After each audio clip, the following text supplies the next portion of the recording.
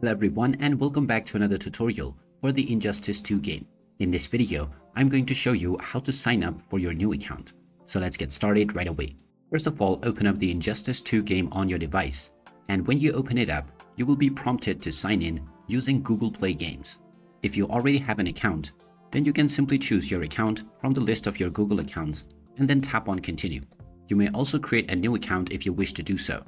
Once you have signed up and entered your preferred username, you can tap on the Continue button, and this will sign you in and connect you with your Google Play Games account.